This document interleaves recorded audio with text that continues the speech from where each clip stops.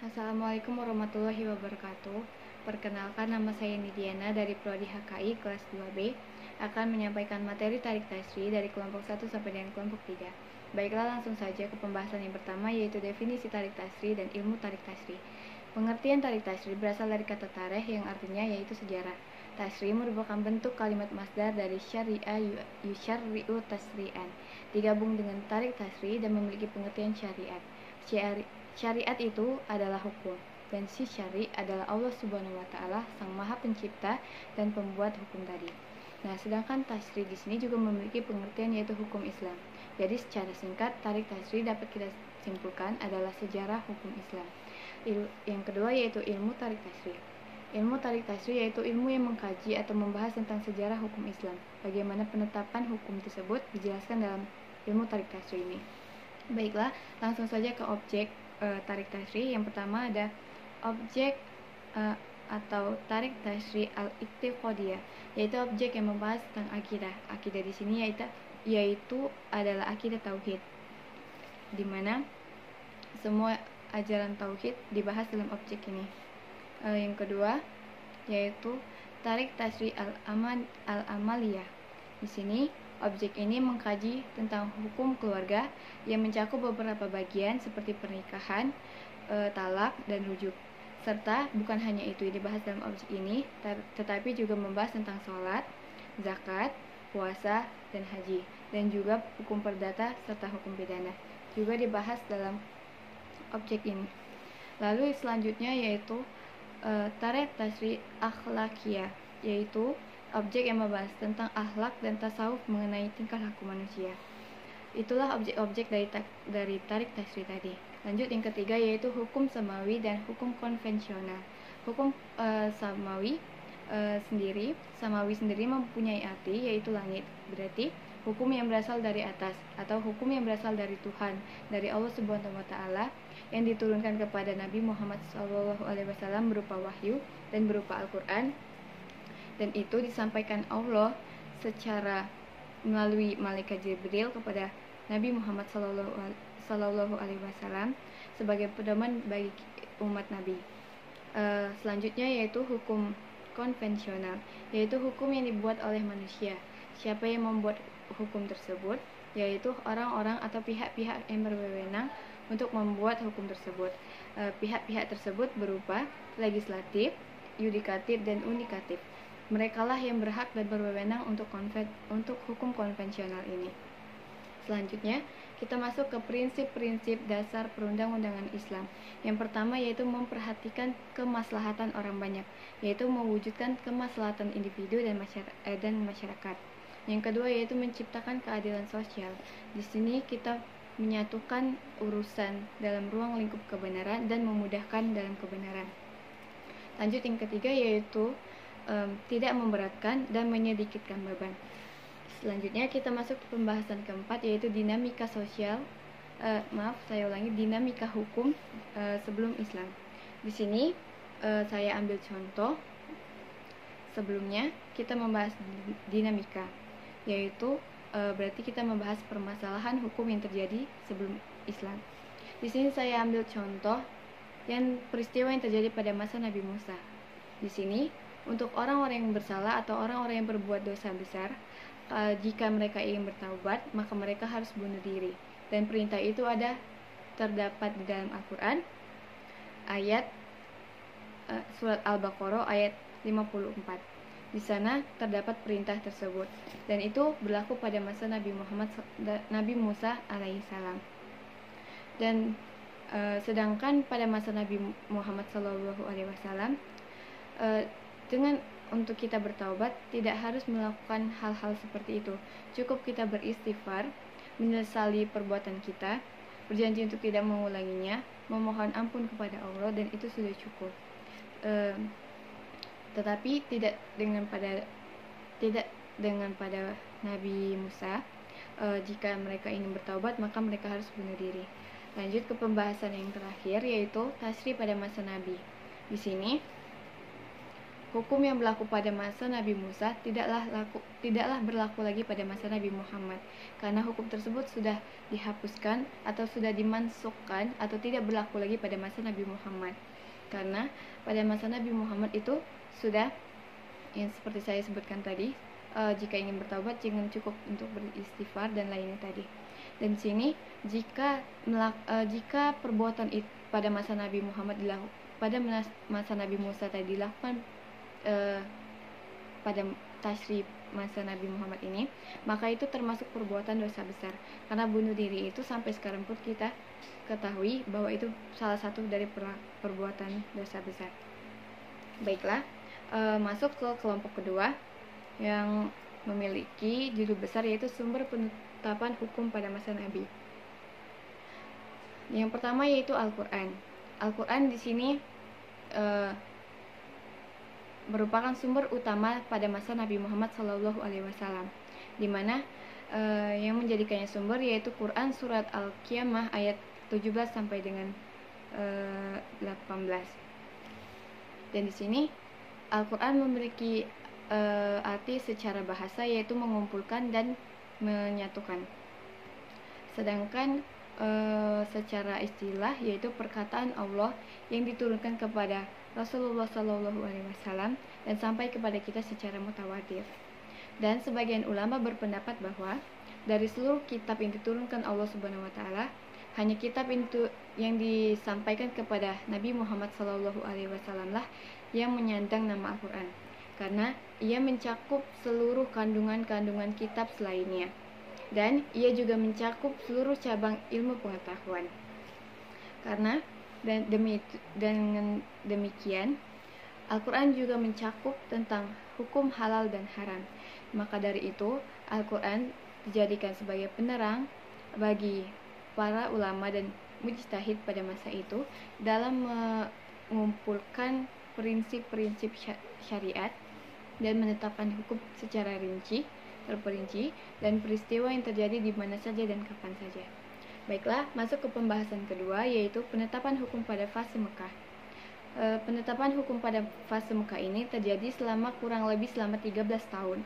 Di sini pada fase ini lebih ke arah pembenahan akidah, lebih menjaga kemurniannya dan memperkuat akar-akarnya. Bagaimana caranya? Caranya yaitu dengan mengajak umat manusia pada saat itu untuk mengingat lagi alam semesta ini, untuk mentadaburi tanda-tanda kekuasaan Allah dan keindahan ciptaannya. Lalu, surat-surat atau ayat-ayat yang turun pada fase ini menggambarkan orientasi akidah mereka dan membahas aspek-aspek kehidupan mereka yang buruk pada saat itu. Dan surat-surat atau ayat-ayat yang turun pada fase Mekah ini juga membahas tentang akhlak mereka, akidah mereka yang bobrok pada saat itu karena masih mengikuti ajaran-ajaran sebelumnya, yaitu pada masa jahiliyah. Dan di sini pada fase ini juga surat-surat atau ayat-ayat yang turun tidak hanya sebagai penghapus peninggalan-peninggalan yang terdahulu seperti masa jahiliyah itu, tetapi juga sebagai motivasi bagi mereka untuk berbuat baik dan lebih ke arah penyucian diri. Dan di sini beberapa contoh ayat yang turun di Mekah, yaitu berupa Quran surat At-Takwir ayat 8 sampai dengan 9, Quran surat Al-Mu'minun ayat 5 sampai dengan 7, Quran surat Al-An'am ayat 152, dan masih banyak lagi. Lanjut yang ke pembahasan yang ketiga, yaitu penetapan hukum pada fase Madinah. Di sini penetapan hukum pada fase ini lebih ke arah membangun masyarakat dan aturan dalam kemasyarakatan, di mana langkah pertama Nabi Muhammad SAW yaitu mempersaudarakan kaum Muhajirin dan kaum Ansar.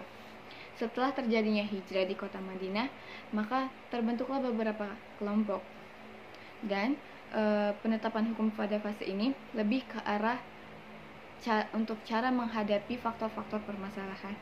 Nah, di sini surat-surat atau ayat-ayat yang turun pada fase pada fase Madinah ini membahas tentang ibadah yang berupa zakat, puasa, haji. Dan tidak hanya itu juga, tetapi ayat yang turun di Madinah ini juga membahas tentang interaksi antar manusia, masalah peperangan, masalah menceritakan tentang sanksi-sanksi, dan berbicara juga tentang kehakiman, lalu merupakan pengatur atau batasan dalam pergaulan, juga aturan dalam rumah tangga juga dibahas dalam ayat yang turun di Madinah ini. Kesimpulannya, penetapan hukum pada fase Madinah ini lebih ke arah membangun rambu-rambu kehidupan kemasyarakatan di kota Madinah khususnya melalui semua sisi.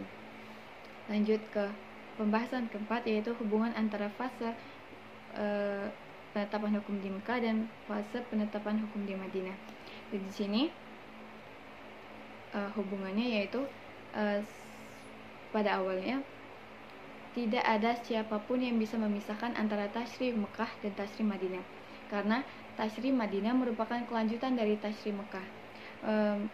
Bukti dari pernyataan tadi ialah kandungan surat-surat yang turun di Madinah pada dasarnya secara otomatis, secara mayoritas itu berjalan sejalan dan sealur dengan kandungan surat-surat yang turun di kota Mekah. Lanjut, untuk ciri-ciri ayat Makkiyah dan Madaniyah. Yang pertama, ayat Makkiyah. Ciri-ciri yang pertama yaitu ayat ini lebih menyeru kepada ajaran tauhid dan peribadatan hanya untuk kepada Allah Subhanahu wa taala. Yang kedua yaitu memberitahukan perilaku buruk kaum musyrikin pada saat itu. Dan yang ketiga yaitu memberitahukan kisah Nabi dan umat-umat terdahulu sebagai peringatan bagi mereka. Dan yang keempat yaitu ayat-ayat pendek yang disertai dengan lafal-lafal yang kuat dan ungkapan yang singkat. Dan yang keempat yaitu ayat-ayat Makkiyah ini terdapat banyak sumpah dan terhitung ada kurang lebih 30 sumpah dalam ayat Makkiyah ini. Dan konteks pembicaraannya bersifat umum. Lalu ciri-ciri untuk Madaniyah yaitu berupa yang pertama, ayat-ayat yang turun di Madinah membahas tentang masalah ibadah, peperangan, warisan, aturan dalam berumah tangga, kehakiman, dan juga interaksi antar manusia, keutamaan ijtihad, dan masih banyak lagi. Yang kedua yaitu membuka seluk-beluk atau ke karakter orang munafik. Yang keempat yaitu ayat-ayat Madaniyah ini memiliki ayat dan wakaf yang panjang. Itu ciri-ciri antara kedua ayat tadi. Baiklah, langsung saja kita masuk ke kelompok ketiga, yaitu gaya bahasa Al-Quran dalam memberikan atau memerintah untuk memberitahukan, dan metode dalam menjelaskan hukum. Yang pertama yaitu hukum taklifi. Hukum taklifi itu terbagi menjadi 5, yaitu wajib, sunnah, haram, makruh, dan mubah. Nah, hukum tersebut terbagi berdasarkan realita pembicaraan seseorang dengan orang lain. Nah, di sini mencakup 2 ketentuan yang berupa tuntunan dan pilihan. Yang pertama yaitu tuntunan tersebut terbagi lagi menjadi 2. Yang pertama yaitu tuntunan dalam mengerjakan sesuatu dan tuntunan untuk meninggalkan sesuatu. Nah, dari kedua masing-masing tuntunan tersebut terbagi lagi menjadi 2 masing-masing. Nah, yang pertama yaitu tuntutan untuk mengerjakan sesuatu. Apabila ia berbentuk keharusan, maka hukumnya yaitu wajib. Dan apabila mengerjakan sesuatu itu dalam bentuk tidak keharusan, maka ia bersifat sunnah. Dan selanjutnya yaitu meninggalkan sesuatu. Apabila ia berbentuk keharusan, maka ia berupa larangan dan hukumnya yaitu haram. Dan apabila ia berbentuk ketidakharusan, maka ia merupakan kebencian dan sifatnya makruh. Baiklah, Di sini langsung ke pembahasan pertama, yaitu metode Al-Quran dalam memberikan atau menceritakan, meminta untuk mengerjakan sesuatu. Yang pertama yaitu kalimat perintah yang jelas yang sesuai dengan firman Allah dalam Quran surat An-Nahl ayat 90. Dan yang kedua yaitu dalam Al-Quran disampaikan bahwa keutamaan untuk amalan diwajibkan bagi seluruh hamba Allah, dan itu termasuk dalam Al-Quran surat Al-Baqarah ayat 178. Yang ketiga yaitu kecintaan Allah kepada perbuatan sesuatu, dan di situ pembahasan kedua yaitu metode Al-Quran dalam memerintahkan untuk meninggalkan sesuatu. Yang pertama yaitu perintah larangan yang jelas yang terdapat dalam firman Allah Subhanahu wa ta'ala dalam Quran surat An-Nahl ayat 90 tadi. Yang kedua yaitu bentuk larangan yang jelas. Lalu yang ketiga menunjukkan ketidakhalalan sesuatu dan menunjukkan keharaman sesuatu itu. Lanjut yang ketiga yaitu metode Al-Quran dalam memberitahukan menentukan pilihan antara mengerjakan atau meninggalkan. Yang pertama yaitu lafaz halal yang disandarkan atau berkaitan dengan kata kerja. Yang kedua yaitu lafal yang kedua yaitu meniadakan dosa dan perbuatan tertentu. Yang ketiga yaitu meniadakan larangan atas suatu perbuatan. Yang keempat, pembahasan yang keempat yaitu metode Al-Quran dalam menjelaskan hukum. Yang pertama yaitu sebagian ayat-ayat Al-Quran tentang hukum yang turun dengan format paten, sehingga tidak ada kesempatan para ulama untuk berijtihad. Yang kedua yaitu metode penjelasan hukum di dalam Al-Quran tidak sama seperti pembacaan undang-undang yang positif. Yang ketiga yaitu dalam menyampaikan ayat-ayat hukum Al-Quran tidak sama dengan kisah-kisah atau kitab-kitab karangan yang pada umumnya. Baiklah, itu saja penyampaian dari saya tentang materi tarik tasrih ini. Semoga bermanfaat bagi kita semua. Saya mohon maaf atas segala kekurangan, dan kepada Allah sama-sama kita mohon ampun. Saya akhiri, wabillahi taufiq wal hidayah. Wassalamualaikum warahmatullahi wabarakatuh.